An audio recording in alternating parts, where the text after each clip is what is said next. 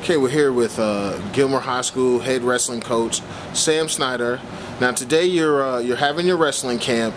Talk a little bit about that, your youth program, and how it feeds into your high school program. Well, today's cool because Mark Waddell got us together. I had not planned a youth camp this summer. Mark was able to get one together and by a lot of counties, and so it gives a chance for us to work with 20-something kids on positioning and basic wrestling, and hopefully get a little higher up by the time tomorrow comes. But it prepares them to go into our youth program and our middle school program with some good basic knowledge, and plus lets a kid know if they really like this sport, which a lot of kids like to wrestle around, to give them a chance to see if they like it for the future. Now, Coach, you're coming to the end of your summer. You have Roswell and Kennesaw State coming up this weekend. Talk a little bit about the Missouri trip. It's an annual trip you guys take. We know, it's already been passed, but we also know that it's a big deal, and it's something that you look forward to. So just talk a little bit about that. Well, Mizzou has always been something we've taken a lot of kids to. We started out maybe with 20 and then 25. I think last year we got to 32 kids. This year, due to budget restraints, we had to go down to 18 kids, and travel cost us a whole lot more money this year due to some changes as far as charges. So we had to cut down our number of kids to go. It's been a great team building thing. Something always happens at the camp that unites us, and this year was no exception. We faced, I guess, 9 teams, or 10 teams. 2 of them, one of them state champion in the O show, and the other was a huge team out of Indiana. And we lost to those 2 teams just because of a few extra bonus points. And then we won the other 7 matches, the other 8 matches. We got to face a Texas team. Johnny got to wrestle a state champion from Iowa and Missouri. A lot of kids got to face a lot of good talent, and so the Missouri trip is huge for us. We're glad we got to do it, and we appreciate all the businesses that gave money towards kids' camps. Now, let me ask you, how do you feel that helps you and your team when it comes to your success in this state, having kids face guys in high competition from other states? Well, as my principal, Mr. Hathaway, said, you could go down to Atlanta and you could get some good basketball competition, I get some good football competition. For wrestling, there's a certain level in the Midwest that we don't see here, which doesn't mean that there's not great wrestlers in Georgia. It just means that in the Midwest, Missouri, Iowa, Oklahoma, you get to see really high level position and attacking and just different styles. So when our guys leave our small community, which I absolutely love, of course, and we go to someplace outside of here, go through some big cities like St. Louis and Nashville, they get to see more that's out there, and then they get to face kids who they'll never face again, but who will bring a style that'll test what they actually do.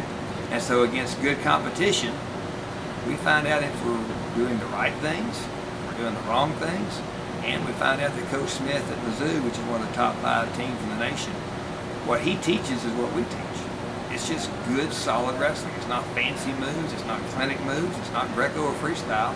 It's just good folk style wrestling, and we're really proud of all the guys and all they learn, and it helps us to get ready for Georgia competition, which we're going to face some tough ones over the next 2 weeks for sure, but it gives us a chance to face really tough competition in different styles. Now, obviously, as you said, with the budget and the economy being what it was, you couldn't take as many kids this year. Now, you also had kids working here, and what was the difference, you would say, between the kids that went as opposed to the ones that had to stay here and work at home? How do you notice or see the influences? Well, what was cool about that is we picked up Coach Wingo to help us. I'd lost my 2 assistants going into this next year, and Coach Wingo joined our staff again, and Coach Wilson, so I've got 2 good men helping. Well, they were able to stay here, and so I took the 8 team to Missouri, and we had, I think, 7 the first night, maybe 8 or 9 the second night, that we had home practices, because not everyone could afford the $375 for camp, plus the travel expenses. So what happened was we wound up with them getting great instruction here, so that we're going to take most of those guys plus some others to a tournament this weekend so they can test their mettle against some good competition. While the Missouri kids got great instruction there, both of them got something good out of it. And there was 3 or 4 that were away at some other camps that I knew about. My biggest concern is that, I don't know, 10 or 12 kids who I haven't seen this summer. I'm concerned about them because they're missing out on some really good stuff. But what they got here from Coach Wingo and Coach Wilson and what they got at Missouri, it's really the same stuff. It's just maybe the team got together more at Missouri because we were together. So now that we're back, we pull them all in the same room, and hopefully we'll just learn from each other from what we picked up. Now, Coach, you said obviously you'll see some good competition, and obviously competition is a big key to your success.